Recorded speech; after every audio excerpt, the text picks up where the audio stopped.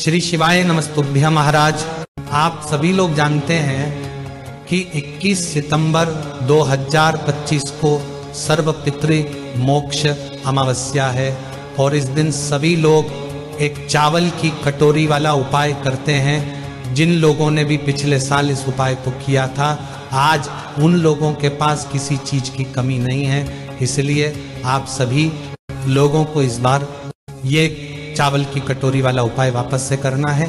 और जो लोग पहली बार इस उपाय करेंगे उनको तो विशेष रूप से इस उपाय को जरूर समझना चाहिए।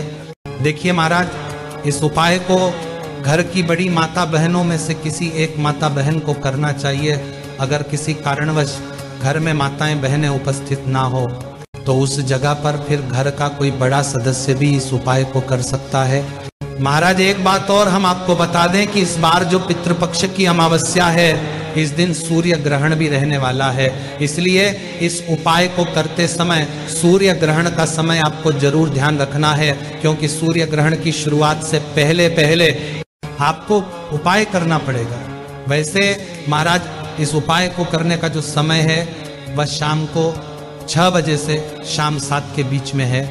अगर किसी कारण से आप लेट हो जाते हैं तो रात 8 बजे तक भी आप अपने इस उपाय को कर सकते हैं। महाराज, अगर कोई किसी कारणवश इस समय से भी लेट हो जाता है तो वो रात को 10 बजे से पहले पहले इस उपाय को कर ले, क्योंकि 21 सितंबर को रात 10:59 से सूर्य ग्रहण की शुरुआत हो जाएगी। इसलिए आप इस उपाय को जल्दी से जल्दी करने की कोशिश करें। देखिए महाराज, एक चावल की कटोरी वाले उपाय में आपको एक चीज तो समझ आ रही हो कि इस उपाय में हमें एक चावल की कटोरी लेना है।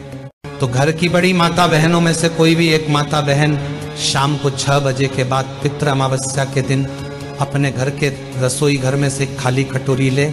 उसके बाद उसमें अपने ही घर के रसोई घर से चावल भर लें। कटोरी के अंदर चावल आपको फुल भर लेना है और ये चावल आपको कच्चे लेने हैं। अब आपको इस चावल की कटोरी के बीचों बीच चावल के ऊपर एक कपूर का टुकड़ा रखना है। यहाँ पर कई सारी माताएं बहनें ये प्रश्न करती है कि ये कपूर का टुकड़ा कौन सा होना चाहिए। तो देखिए, बाजार में आपको 2 तरह का कपूर मिलता है, पहला टुकड़े वाला और दूसरा गोली वाला। तो जो कपूर आपको मिल जाए वो लेना है, पर जो भी कपूर हो वो असली होना चाहिए। महाराज, अब अगर आपने कपूर का टुकड़ा लिया है तो मीडियम साइज का कपूर का टुकड़ा तोड़कर चावल के बीचों बीच रख दो, या कपूर की गोलियां ली है तो 3-4 गोलियां कपूर की लेकर चावल के बीचों बीच रख दो। अब आपको इस चावल की कटोरी को शाम को 6 बजे से 7 बजे के या रात 10 बजे के पहले पहले अपने घर के दरवाजे पर रखनी है। ये चावल की कटोरी आपको अपने घर के मेन गेट, जहां से आप अंदर बाहर जाते हैं, उस जगह पर या तो चौखट पर रख सकते हैं या दीवार पर भी ये कटोरी को रख सकते हैं। इस कटोरी को आपको अपने घर के दरवाजे पर थोड़ा सा बाहर की साइड करके रखना है। महाराज, अब चाहे आप चौखट पर रखें या दीवार पर, ध्यान आपको ये बात रखना है कि ये चावल की कटोरी पूरी अमावस्या की रात आपके घर के मेन गेट पर रखी रहेगी। इसलिए आप इस हिसाब से ही इस चावल की कटोरी को दरवाजे पर रखिएगा कि कोई भी जानवर जैसे कि गाय, कुत्ता या बिल्ली आपकी इस चावल की कटोरी को नुकसान न पहुंच पाए। आप चाहे तो इस चावल की कटोरी के आसपास कुछ इंटेन रख सकते हैं और ऊपर से कुछ ढक भी सकते हैं, जिससे कि आपकी चावल की कटोरी पूरी रात भर सुरक्षित रहे। अब जैसे ही आप इस चावल की कटोरी को अपने घर के दरवाजे पर रख देते हैं तो आप अपने घर के अंदर वापस आ जाइए और अपने बाकी के जो भी काम है उन्हें कर लीजिए और रात्रि में सो जाएगा।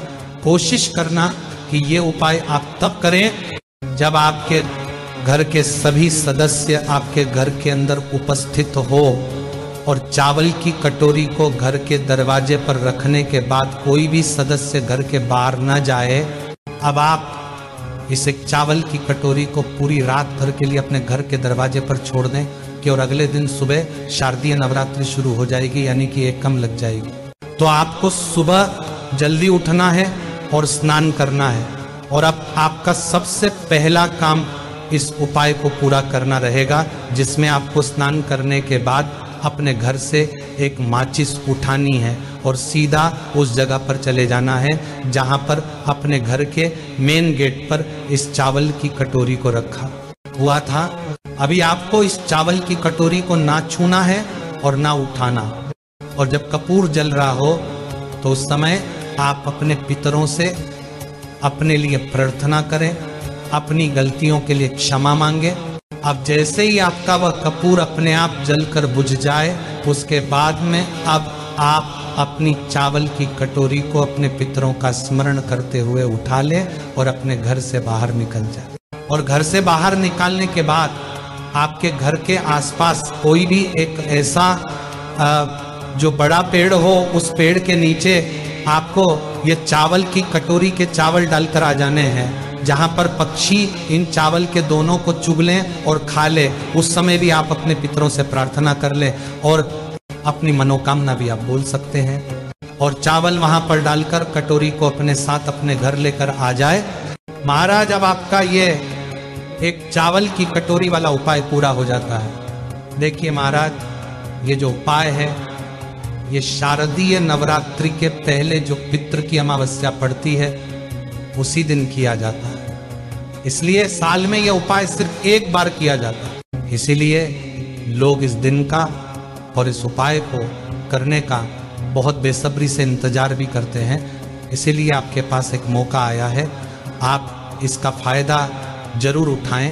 और जो भी लोग पितरों के 16 दिनों में अपने पितरों के लिए, पूर्वजों के लिए कुछ ना कर पाए हो, अगर वह भी पितृपक्ष की अमावस्या के दिन इस एक चावल की कटोरी वाले उपाय को कर लेते हैं तो उनके पितृ, उनके पूर्वज उनसे प्रसन्न होकर ही इस पृथ्वी से जाएंगे और इसके ऊपर पितृ दोष भी होगा, वह भी उपाय से दूर हो जाएगा।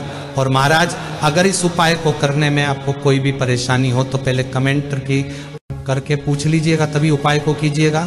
श्री शिवाय।